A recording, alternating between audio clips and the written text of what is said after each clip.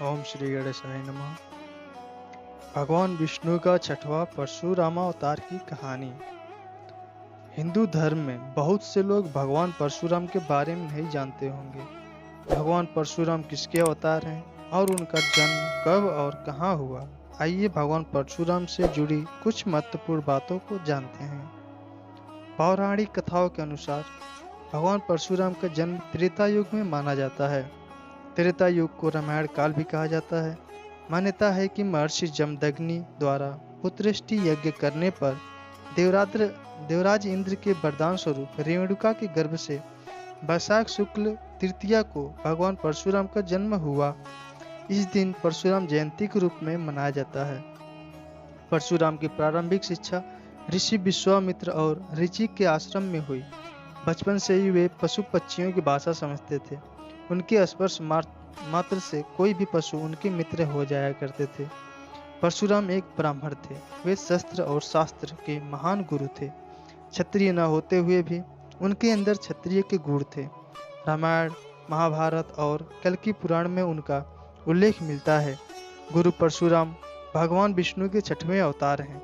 ऋषि जमदग्नि ने इनका नाम राम रखा था, लेकिन भगवान शिव ने उन्हें एक परशु, जिसे फरसा या कुल्हाड़ी बोलते हैं, दिया था, जिसके कारण उनका नाम परशुराम पड़ा।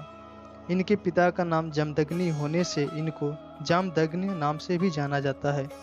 भीष्म पितामह, गुरु द्रोण, दानवीर कर्ण जैसे महायोद्धा इनके शिष्य थे। परशुराम को भारद्वाज और कश्यप गोत्र के कुलगुरु भी मानते हैं। वे तपस्वी और तेजस्वी थे। उनको अमरता का वरदान भी प्राप्त था। अनेक ऋषि मुनियों ने उन्हें अपने अस्त्र और शस्त्र प्रदान किए। ऋषि ऋचिक ने इन्हें सारंग नामक दिव्य वैष्णव धनुष प्राप्त किया था। ब्रह्म ऋषि कश्यप से उन्हें अविनाशी वैष्णवी मंत्र प्राप्त हुआ था। परशुराम ने कैलाश गिरी श्रृंग पर स्थित भगवान शंकर के आश्रम में विद्या प्राप्त की। दिव्यास्त्र विद्युद्भी नामक परशु प्राप्त किया था। शिव ने श्री कृष्ण का त्रैलोक के विजय कवच प्राप्त किया। शिव जी से उन्होंने अनेक प्रकार के दिव्य अस्त्र प्राप्त किए थे। उन्होंने सबसे कठिन युद्ध कला कलरी पायट्टुक की शिक्षा शिव जी से प्राप्त किया। विजय नाम का धनुष भी शिव से ही प्राप्त था। चक्र तीर्थ में किए तप से प्रसन्न होकर भगवान विष्णु ने उन्हें त्रेता में रामावतार होने पर तेजो हरण के उपरांत कल्पंत पर्यंत तपस्यारत भूलोक में होने का वर दिया। इनको रामभद्र, भार्गव, भृगपति, जमदग्नि के नाम से भी जाना जाता है। भगवान परशुराम ने अपने तीर से समुद्र को सोखकर कोकण, गोवा और केरल क्षेत्र बसाया। है वंश में कार्तिय वीर्य अर्जुन बड़ा ही प्रतापी राजा था। उसने अपने गुरु दत्ताश्रेय को प्रसन्न करके वरदान के रूप में उनसे 1000 भुजाएं प्राप्त की। 1000 भुजाएं के कारण ही उसे सहस्त्र बाहु के नाम से भी जाना जाता है। उसे अपने वैभव और शक्ति का बहुत घमंड था। उसे कई सिद्धियां भी प्राप्त थी।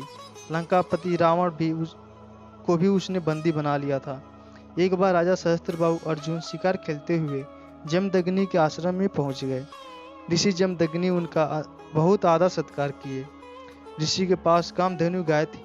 उसी गाय के गोरस के भंडार से ही ऋषि जमदग्नि ने सबको अच्छी तरह से आवभगत किया। सहस्त्रबाहु ने जब यह देखा कि तो कामधेनु गाय उसको पसंद आ गई।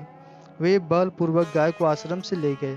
परशुराम को जब यह बात पता चली तो अपने पिता के आत्मसम्मान की रक्षा के लिए उन्होंने राजा सहस्त्रबाहु से कामधेनु गाय वापस ले आए।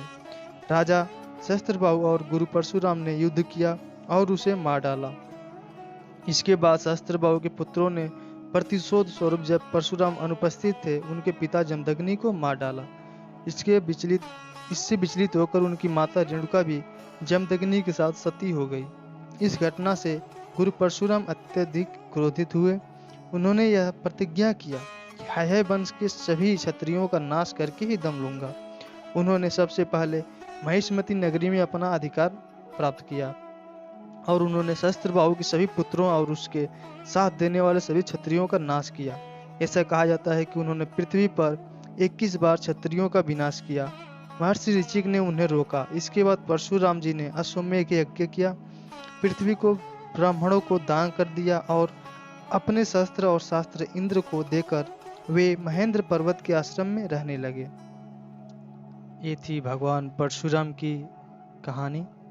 मिलते हैं भगवान विष्णु के अगले अवतार की कहानी लेकर। तब तक के लिए जय श्री राम, जय बजरंगबली।